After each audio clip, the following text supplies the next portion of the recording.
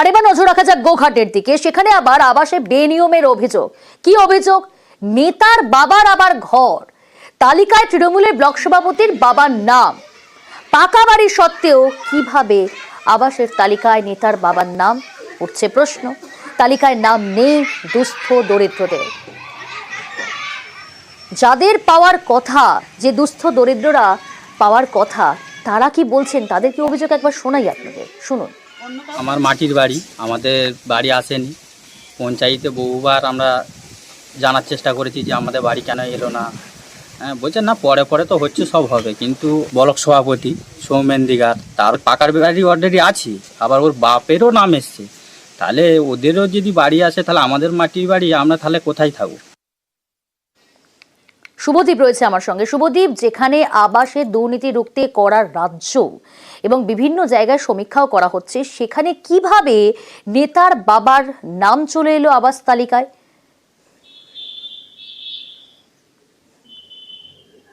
একেবারেই দেখো, গোঘাট 2 নম্বর যে তৃণমূল ব্লক সভাপতি সৌমেন দিগার, তার বাবার নাম আবাসের তালিকায় রয়েছে, এমনটাই অভিযোগ জানিয়েছেন এলাকার মানুষ।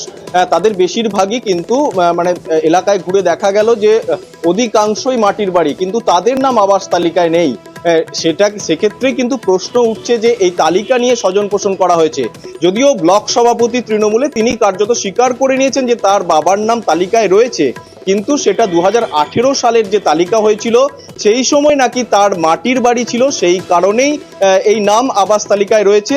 এবং তার সার্ভে যে হয়েছে, সার্ভের যে টিম এসেছিল তাদেরকে তিনি নাকি জানিয়েছেন তারা পাকা বাড়ি নেবেন না। যদিও এখনো পর্যন্ত ব্লক স্তরে বা পঞ্চায়েত স্তরে এ নিয়ে লিখিত কোনো আবেদন যে তাদের বাড়ি। ব্লক সভাপতি কি বলছেন এই বিষয়ে? যে সময় আবাস যোজনা সার্ভে হয়েছিল সে সময় আমি কেন, অনেকেরই নাম আছে, এখন সার্ভে হচ্ছে। বাড়িটা তো দেখতে পাচ্ছে যে আমি পাকার বাড়িতে বাস করছি, আমার নামটা এসছে, সার্ভে হচ্ছে। তা বলে কি আমি বাড়ি পাওয়ার যোগ্য? সার্ভে লিস্টে নিশ্চয়ই আমার পাকা বাড়ি আছে, এটাই টিক চিহ্ন পড়ছে। যে সময় মাটির বাড়ি ছিল সে সময় সার্ভে হয়েছে 2018 সালে। 2018 সালে মাটির বাড়ি ছিল, তখন নাম দেওয়া হয়েছিল, কিন্তু সমীক্ষা করতে যখন এসেছিল পরবর্তীতে সমীক্ষকরা, তাদের কি জানিয়েছিল এ বিষয়ে জানাবে। রয়েছে শুভদীপ।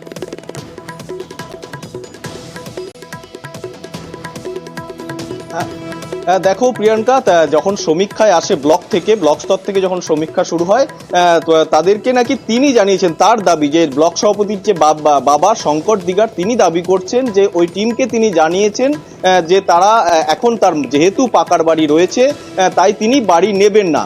যদিও এখনো পর্যন্ত লিখিতভাবে কিন্তু তিনি ব্লক বা পঞ্চায়েত স্তরে এখনো জানাননি। পরবর্তীকালে কি হয় সেদিকে তো নজর থাকবেই। যদিও এলাকার মানুষ অভিযোগ তুলছেন যে সার্ভে করার পরও তার নাকি নাম বাদ যায়নি। তবে প্রিয়াঙ্কা, এটাও ঠিক যে এখনো পর্যন্ত সার্ভে কিন্তু সম্পূর্ণ হয়নি, কারণ যে 3টি স্তরে সার্ভে হবে বলে রাজ্যের মুখ্যমন্ত্রী জানিয়েছিলেন। ইতিমধ্যে কিন্তু পুলিশের তরফেও সেই সার্ভে শুরু হয়েছে। এরপর কি হয়, আদৌ তার নাম তালিকায় থাকে কিনা সেটাই এখন দেখার। প্রিয়াঙ্কা, বেশ, তালিকায় বাবার নাম থাকার কথা মানলেন ব্লক সভাপতি। 2018 সার্ভের সময় পাকা বাড়ি না থাকাতে বিভ্রাট বলে দাবি। এদিকে সমীক্ষকদের কাছে পাকা বাড়ির কথা জানিয়েছেন বলেই দাবি নেতার বাবার। আমার নামে বেরিয়েছে, আমি জানি। আমাদের থেকে অনেক দুস্থ মানুষ আছে, গরিব মানুষ আছে, থাকতে পারেনি এরকম মানুষও আছে, তারা পাক। অনেকদিন আগে সার্ভে হয়েছিল, তখন মাটির ঘর ছিল, তখন থেকে হয়তো এই যে সেই সার্ভে ধরে। তৃণমূল নেতার বাবার নাম আবাস তালিকায় থাকায় সরব বিজেপি। তৃণমূল কংগ্রেস দলটা মনে করে যে রাজ্যের মানুষের করের টাকায় যে যোজনাগুলো আসছে এগুলো তো আপত্তি সম্পত্তি, তার আগে নিজেদের নামে করছে, যারা আছে তার একটা দুটো তিনটে করে আত্মসাৎ করছে আর গরিব মানুষদেরকে আস্থায় বসাচ্ছে। নিন্দা জানাই এসব। অযোগ্য হলে নাম বাদ পড়বে বলেই আশ্বাস দিচ্ছেন তৃণমূলের পঞ্চায়েত প্রধান।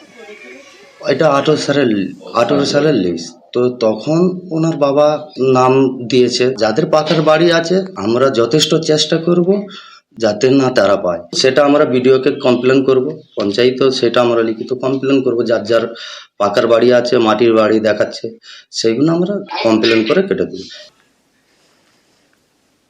আর এবার নজর রাখা যাক বাদুড়িয়ার দিকে। সেখানে আবার পোস্টার ঘিরে বিতর্ক। তৃণমূল নেতার বিরুদ্ধে ভুরি ভুরি অভিযোগ ওই পোস্টারে। নেতার নামে পোস্টারে তোলাবাজিরও অভিযোগ। পোস্টারে বুরহানুল মুকাদ্দিমের বিরুদ্ধে অভিযোগ, এক না একাধিক অভিযোগ তুলে এই পোস্টারে। কারা দিল এই পোস্টার, কোথা থেকে এলো, কি উল্লেখ করা হলো, আরো বিস্তারিত জানবো। অনুপম রয়েছে আমার সঙ্গে। অনুপম, কারা এই পোস্টার দিল, কি লেখা হয়েছে, কি কি অভিযোগ ওই নেতার বিরুদ্ধে? হ্যাঁ দেখো প্রিয়াঙ্কা, এই যে বাদুড়িয়া ব্লক জুড়ে যে পোস্টার পড়েছে জেলা পরিষদের শিক্ষার কর্মাধ্যক্ষ বুরানুল মুকাদ্দিম তার বিরুদ্ধে, তাতে পরিষ্কারভাবে লেখা রয়েছে যে তিনি পঞ্চায়েতে টিকিট দেওয়ার নাম করে তৃণমূলের যেসব কর্মী সমর্থকদের কাছ থেকে, সাধারণ মানুষের কাছ থেকে টাকা নিয়েছে এবং পৌরসভার উন্নয়নের জন্য টোল আদায় করছে, বেআইনিভাবে টোল আদায় করছে, তোলা তুলছে, এবং তার পাশাপাশি আরো রয়েছে যে আবাসের ঘর দেওয়ার নাম করেও টাকা তুলছে। এরকম ঝুড়ি ঝুড়ি অভিযোগ তার বিরুদ্ধে রয়েছে এবং তলায় লেখা রয়েছে বসিরহাট জেলা তৃণমূল সম্মান রক্ষা কমিটি। এখানেই একটা সব থেকে বড় প্রশ্ন উঠছে যে এই যে বসিরহাট জেলা তৃণমূল সম্মান রক্ষা কমিটি, এই কমিটিটা কবে গঠন হলো, কোথায় গঠন হলো, কারা গঠন করলো, এই কমিটিতে কারা আছে, এটা নিয়ে কিন্তু একটা বড় প্রশ্ন উঠেছে। তার কারণ এই বিষয়ে জেলা স্তরের কোনো নেতা তারাও কিছু বলতে পারছে না এবং স্থানীয় যেসব নেতা তারাও কিছু বলতে পারছে না যে এই যে কমিটিটা, এই কমিটিটাতে কারা আছে বা কারা এই কমিটিটা গঠন করেছিল, কবে এই কমিটিটা গঠন হয়েছিল, এই বিষয়ে কারাও কিছু বলতে পারছে না। যদিও এই বিষয়ে তৃণমূলের যে বসিরহাট জেলার যে যিনি চেয়ারম্যান, তিনি যেটা বলেছেন যে এটা পুরো একদম ভুয়ো একটা তৃণমূলের বিরুদ্ধে অপপ্রচার করার জন্য এই পোস্টার লাগানো হয়েছে এবং বিরোধী দল যারা আছে তারাই এই পোস্টার লাগিয়ে তৃণমূলের বিরুদ্ধে অপপ্রচার করছে। অপপ্রচারের অভিযোগ, পাল্টা অভিযোগ তুলছেন নেতা, শুনুন। এই যে পোস্টার পড়েছে, আমি পোস্টারটা এখনো দেখিনি। যে অভিযোগগুলো ওরা রিটিং করেছে পোস্টারে, খুব স্বাভাবিকভাবে এরকম কোনো কিছু হয়নি। কারণ আপনি দেখুন, পঞ্চায়েত ইলেকশন কবে হয়ে গেছে, আজকে এসে বলছে যে পঞ্চায়েত ইলেকশন টাকা নিয়েছে। সেই সময় কথা বলা উচিত ছিল যারা বলতে চাইছে। এগুলো কিন্তু কোনো ফেক, কোনো ভিত্তি নেই। বিরোধী দল বলে আমাদের যারা আছে তারা নিশ্চয়ই এগুলো করছে, করে আমাদের দলের সম্মানহানি করতে চাইছে। এবার একটা ছবি দেখাই আপনাদের, দেখুন তো ছবিটা দেখে বুঝতে পারছেন কিনা কি এটা। এক নজরে দেখলে বোঝার উপায় থাকবেই না যে এটি একটি অঙ্গনবাড়ি কেন্দ্র। দেওয়ালে ফাটল, ভাঙা টিনের চাল, যে কোনো মুহূর্তে ভেঙে পড়তে পারে আইসিডিএস কেন্দ্রের এই ঘর। প্রায় 2 বছর ধরে এমনই হাল খড়িবাড়ির কুকরাচোদ অঙ্গনবাড়ি কেন্দ্রের।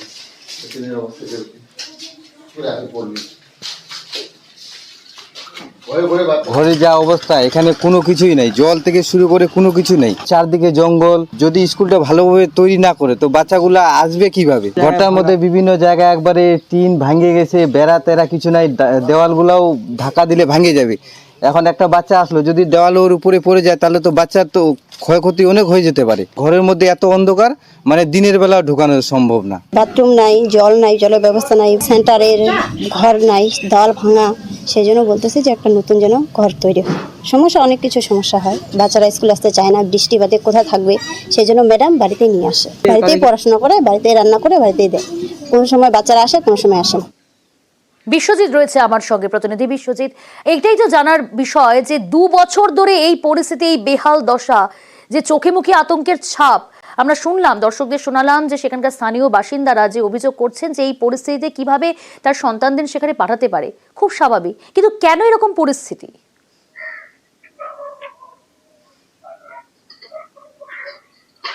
দেখো, একেবারেই প্রথমে তোমাকে জানিয়ে রাখি যে এখানকার যিনি সহায়িকা রয়েছেন তিনি বারবার কিন্তু ব্লক প্রশাসনকে জানিয়েছেন যে এই অঙ্গনওয়াড়ি সেন্টারকে যাতে তার স্বাভাবিক অবস্থায় ফিরিয়ে নিয়ে আসা যায়। কারণ দীর্ঘদিন ধরে এই অঙ্গনওয়াড়ি সেন্টার সঠিক না থাকায় যেমন তিনি এখানে বাচ্চাদের পড়াশোনা এবং পুষ্টিকর খাবার দিতে পারছেন না, তেমনি কিন্তু তাকে বাড়িতে গিয়ে এই অঙ্গনওয়াড়ি সেন্টার চালাতে হচ্ছে।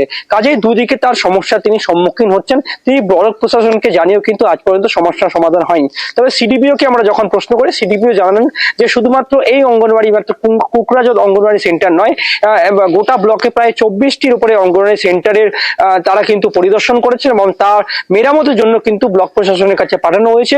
দ্রুত তা আলোচনা পর্যায়ে রয়েছে এবং তার স্যাংশন হয়ে আসলে কিন্তু কাজ হবে। কিন্তু কতদিন পরে এই কাজ হবে সে নিয়ে কিন্তু স্থানীয় বাসিন্দারা প্রশ্ন তুলছেন, কারণ তুমি দেখতেই পাচ্ছ যে হাত এখন দিয়ে দেখার নড়লে কতদিনের কিন্তু মধ্যে উদ্যোগ নেওয়া হয় প্রশাসনের তরফ থেকে এবং কবে এই বেহাল দশা কাটে। বেশ, শুধু বাড়ির হালি যে বেহাল তা কিন্তু নয়, নেই জল, শৌচালয়, আর এই পরিস্থিতিতে এই শিশুদের জন্য নিজের ঘরেই ব্যবস্থা করেন আইসিডিএস কর্মী। আমি যখন ট্রান্সফার হয়ে চলে আসলাম, আসার পর দেখি যে খুবই পরিস্থিতি খারাপ, ওখানে বাচ্চা রাখানোর মতো কোনো যোগ্য নেই। তো আমি কি করলাম, ওখান থেকে তখন বাড়িতে নিয়ে আসলাম সেন্টার। কখন ইট ঝরে পড়বে, কখন টিন খুলে পড়বে, ভূতের মতো। আর বাচ্চাগুলো চমকে যায়, যে দিদিমণি রান্না করে, উনিও ভয় পায়। অবিলম্বে ব্যবস্থার আশ্বাস পঞ্চায়েতের। স্কুলটা আমরা দেখেছি, মানে খুব খারাপ অবস্থায় আছে। আমাদের দিদিমণিরা অন্য জায়গায় তারা পড়াচ্ছেন, সেটা আমরা দ্রুত গতিতে সেটা করার চেষ্টা করব। আমাদের যে সিডিপি আছে তাদের মাধ্যমে প্রতিটা স্কুলে আমাদের ধরা হয়েছে, যত তাড়াতাড়ি আমরা সেটা করার চেষ্টা করব। খড়িবাড়ির চাইল্ড ডেভেলপমেন্ট প্রজেক্ট অফিসার দাওয়া দর্জি শেরপা জানান, কুকরাজত অঙ্গনওয়াড়ি কেন্দ্র ছাড়া আরো 24টি কেন্দ্রে সংস্কারের জন্য রিপোর্ট পাঠানো হয়েছে। এরকম ডেলিকেট কন্ডিশনসে যেরকম সেন্টার রিপেয়ারিং দরকার সেটা আমরা জেলাতে পাঠিয়েছিলাম, অলরেডি চলে গেছে। এটা মানে স্যাংশন হলে এই মধ্যে আমাদের রিপেয়ারিং হয়ে যাবে। নজর রাখি শালবনী ডাইভার্সিটি পার্ক। পঞ্চায়েত সমিতির উদ্যোগে তৈরি শিশু উদ্যানও। বাকি বাঁধে 2 একরের বেশি জমিতে বিনোদন পার্ক। দীর্ঘদিন ধরে কাজের পর এবার পার্ক চালুর তোড়জোড়। শোভন রয়েছে। শোভন, কতটা খুশি স্থানীয় বাসিন্দারা? দীর্ঘদিন ধরেই কাজ চলছিল, এবার পার্ক চালু হচ্ছে।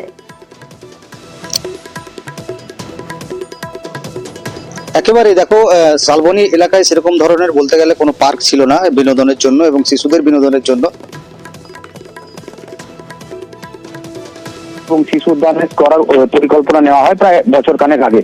এবং এই মুহূর্তে যদি বলি দাঁড়িয়ে যে প্রায় কাজ শেষের পথে, বেশ কিছু কাজ এখনো বাকি রয়েছে যেগুলি এখনো পর্যন্ত কাজ চলছে, কিন্তু অধিকাংশ কাজ প্রায় শেষের পথে। এবং সাধারণ মানুষের জন্য এই পার্ক খুলে দেওয়া হয়েছে, যেটা শালবনী পঞ্চায়েত সমিতির তরফ থেকে জানানো হয়েছে। এই পার্কে যেমন একদিকে বিভিন্ন ভেষজ উদ্ভিদ রয়েছে, তার পাশাপাশি কিন্তু থাকছে প্রজাপতি গার্ডেন, বিভিন্ন প্রজাতির মাছ চাষেরও ব্যবস্থা করা হয়েছে ব্লক প্রশাসনের পক্ষ থেকে।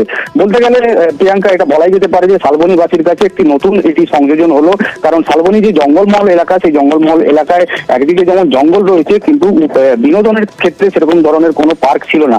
তাই পঞ্চায়েত সমিতি এবং ব্লক প্রশাসনের উদ্যোগে এই উদ্যোগ নেওয়া হয়েছিল, এবং যা এখন সম্পূর্ণ হওয়ার পথে। আর কয়েকটি কাজ সম্পূর্ণ হলেই কিন্তু এই পার্ক সম্পূর্ণভাবে মানুষের জন্য চালু হয়ে যাবে বলে বলা যেতে পারে। প্রিয়াঙ্কা, বেশ।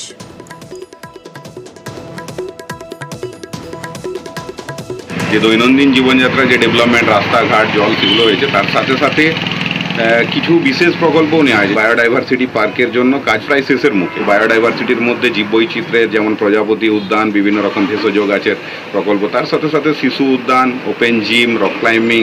শুধুমাত্র যে বিনোদনের জন্য নয়, বায়োডাইভার্সিটি পার্কের উদ্দেশ্যটা হচ্ছে যাতে নতুন প্রজন্মকে জীববৈচিত্র্য নিয়ে শিক্ষাও দেওয়া যায়।